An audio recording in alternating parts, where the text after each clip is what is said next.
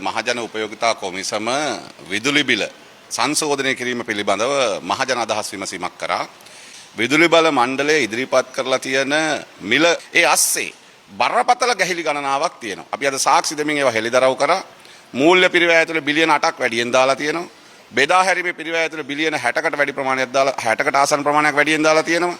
ඒ වගේම විවිධ මිල ගණන් යටතේ කැපැසිටි එක කියන්නේ ධාරිතාවය යටතේ බිලියන 86ක් වැඩියෙන් දාලා තියෙනවා. සමහර අලුත් වැඩියා කිරීමේ වියදම්, සමහර ප්‍රාග්ධන වියදම් එක අවුරුද්දෙම අඩු කරන්න හදනවා. අඩු කරන්න හදන වෙන කිසිවක් නිසා නෙමෙයි මේ ඇතුලේ ගැහිලි තියෙනවා. ඒ නිසා බිලියන 150කට වැඩිය වැඩිපුර දාලා තමයි. නිසා අපි අද පෙන්නලා දුන්නා විදුලි බල මණ්ඩලය මේ ඉදිරිපත් කරපු සංඛ්‍යා ලේඛන සාවද්‍යයි, බොරු, වංචනිකයි.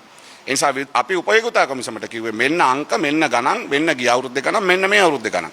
ඒ අනුව අඩුම 120යි 30යි අතර ප්‍රමාණයකින්, අඩුම තරමේ 120ක් 30ක් අතර ප්‍රමාණයකින් විදුලි බිල අඩු කරන්න පුළුවන්. ජනතාවගේ අප්‍රසාදයට ලක් වෙන්න එපා. ජනතාවගේ කුතු පිළිකුලට ලක් වෙන්න එපා. ඒ නිසා විදුලි බිල අඩු කිරීම මේ මොහොතේ ජනතාවට අත්‍යවශ්‍යයි, කර්මාන්තකරුවට අත්‍යවශ්‍යයි. ඒ නිසා විදුලි බිල 120කට වැඩි ප්‍රමාණයකින් අඩු කරන්න උපදෙස් දෙන්න කියන ඉල්ලීම තමයි අද අපි මහජන උපයෝගිතා කොමිසමට අදහස් දක්වන ඉදිරිපත් කළේ.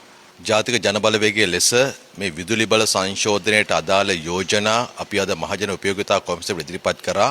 විදුලි බල මණ්ඩලය විසින් මේ වෙනකොට උපයෝගිතා කොමිසමට ඉදිරිපත් කළ තියෙන ඉලක්කම් දිහා බැලුවට පස්සෙත් මේ මිල අඩු කිරීම ඉදිරිපත් කරන්න පුළුවන් කියන එක අපි තර්කානුකූලව පෙන්ලා දුන්නා.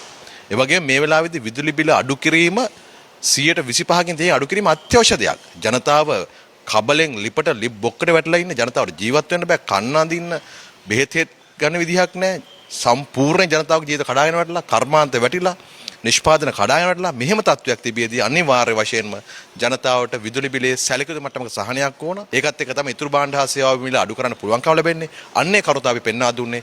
මේ විදුලි බිල අඩු කර ගැනීම වෙනුවෙන් අපි ජාතික ජනබලවේගය ලෙස දිගටම මෙවැනි අවස්ථාවලත් ඒ වගේම අනිකුත් සියලු අවස්ථා උපයෝගී කරගෙන අපි අපේ හඬ නගනවා.